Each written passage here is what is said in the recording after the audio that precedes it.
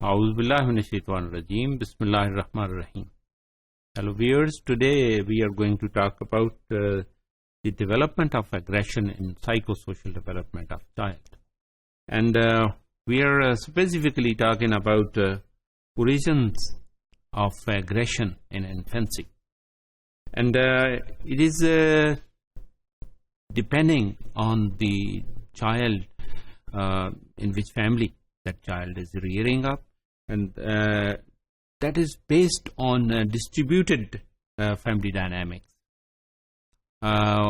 What the family dynamics are, how the family is rearing up the child, and how they are their self-living together.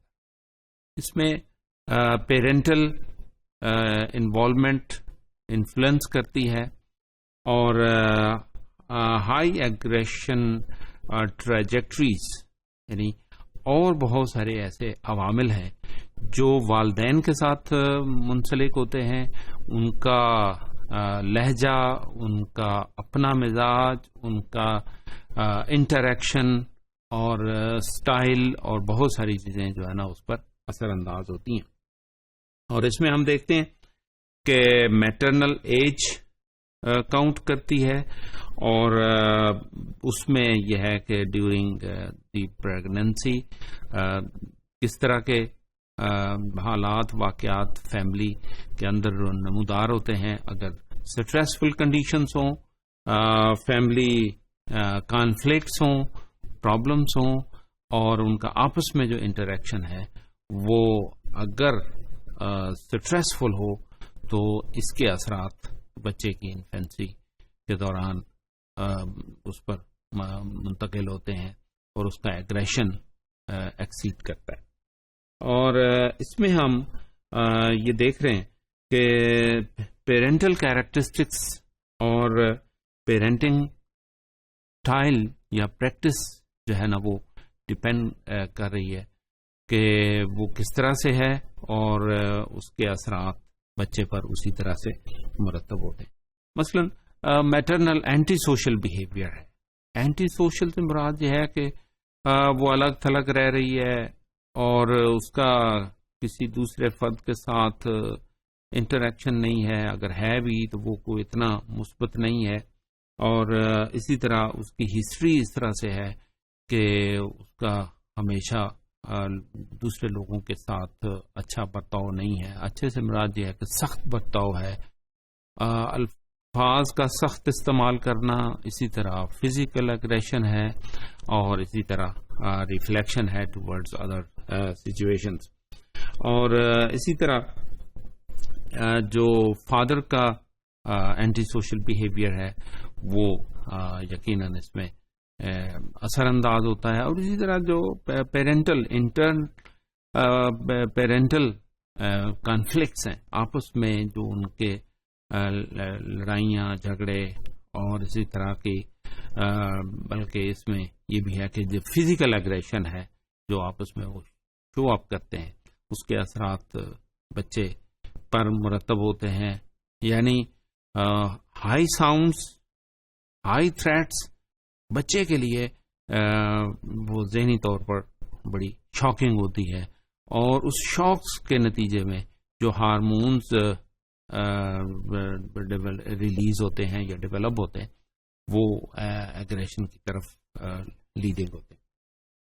اور اس میں ہم یہ دیکھتے ہیں کہ لیونگ ان وائلنٹ نیبرہڈ، اس کے ماحول میں نیبرہڈ سے مراد یہ ہے کہ اس کی ارد گرد جو لوگ موجود ہیں، کوئی بیبی سیٹر ہے، کیئر گیور ہے، اس کا سٹائل کیا ہے انٹریکشن کا، اس کا بولنے کا انداز کیا ہے، اس کا ٹریٹمنٹ کا انداز کیا ہے، اس کا انٹریکشن کس طرح سے ہے، وہ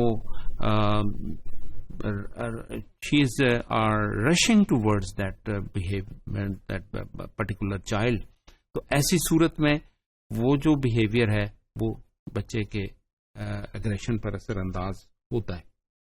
اور اسی طرح بہت ساری وائلنس کی سچویشنز ہیں، violence of different people behaviour, اور اس میں ان کا ہٹ کرنا اسی طرح ان کا جو انٹریکشن ہے آپس میں وہ فزیکل ایگریشن کو جو شو کر رہا ہوتا ہے. اسی طرح کچھ انٹرنلائزڈ سمٹمز ہیں جو بچے کے اوپر اثر انداز ہوتے ہیں. مثلا how we are feeding, how we are fulfilling the basic needs, physical needs, اور اسی طرح اس کو ہم کس طرح سے کمفرٹیبل رکھتے ہیں, یعنی اس کے سونے کی جگہ کہاں پر ہے, کیا وہ ایسا انوائرمنٹ ہے جہاں پر ہمہ وقت شور ہے یا انٹرپشن ہے.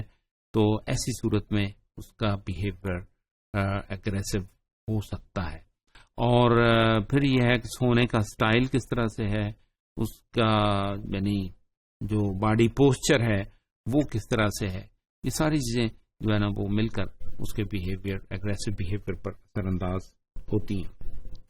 اسی طرح کچھ ایسے اور ایکسٹرنلائزڈ فیکٹرز ہیں جیسے مسلسل ایک انوائرمنٹ ہے جس میں شور ہے اور ارد گرد کوئی فیکٹری ہے جو ہمہ وقت چل رہی ہے, اور رات بچہ سو رہا ہے یا دن کو بھی سو رہا ہے تو وہ ہمہ وقت فیکٹری کی آوازیں اور مسلسل وہ ایک تناؤ اس کے جو اس کا انٹرنل سسٹم ہے, برین نیورل ایکٹیویٹی ہے, وہ ہمہ وقت انگیج رہتی ہے اور اس کے الٹیمیٹلی اس کے بیہیویئر پر اس کا اثر ہوتا ہے اور وہ ایگریشن کی صورت ہوتی ہے.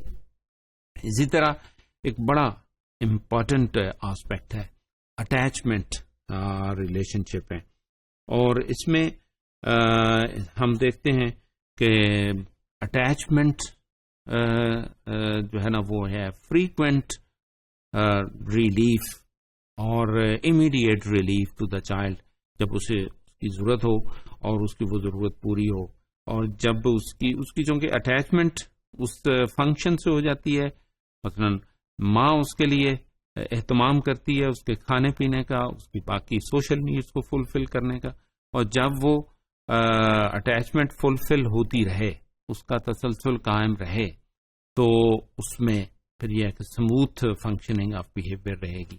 لیکن اگر اس میں کوئی ڈیٹیچمنٹ ہے, ڈس فنکشننگ ہے, اور اسی طرح کی جو کوئی اور پرابلم ہے تو برین کی میچوریشن میں اثر انداز ہو سکتی ہے.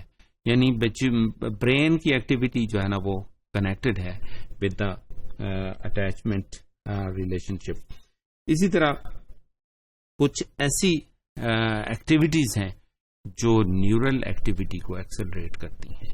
مثلا یہ ہے کہ اس کو جو ایک ریلیشن شپ ڈیولپ ہو گیا ہے اس میں بریک اپ ہے, اس میں یہ ہے کہ وہ تعلق قائم نہیں رہتا, یا وہ چیزیں جو پہلے سے اسے مل رہی ہیں اس میں اچانک ڈس فنکشننگ آ گئی ہے, یا اس میں ڈسرپشن آ گئی ہے, یا اس میں کوئی انٹرول آ گیا ہے, یعنی وقت پر اس کو کھانا نہ ملے, وقت پر اس کو وہ کمفرٹ, وہ ہاتھوں کی جو مدر کی تمازت ہے وہ اس کو وقت پر نہ ملے جو اس کو چاہیے ہے, جو جس کی وہ ضرورت محسوس کر رہا ہے, جس کے ساتھ وہ اٹیچ ہو گیا ہے.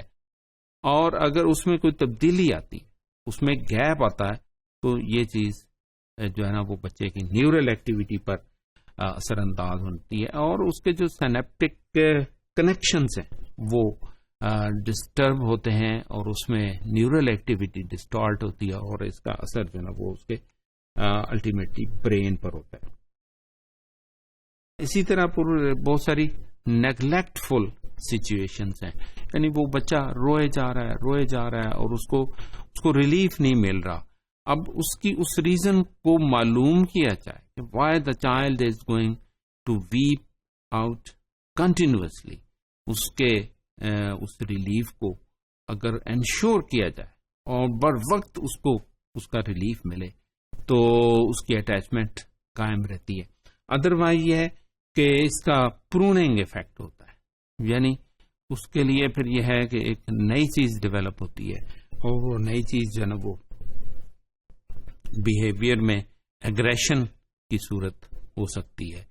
اور جو اٹیچمنٹ ہے, جو اس کو وہ چیزیں مل رہی ہیں, اس میں اگر تسلسل میں کمی آ گئی ہے یا وہ تسلسل ٹوٹ گیا ہے, تو اس کی وجہ سے بھی ایک اگریسو بیہیویئر سامنے آ سکتا ہے. Thank you very much.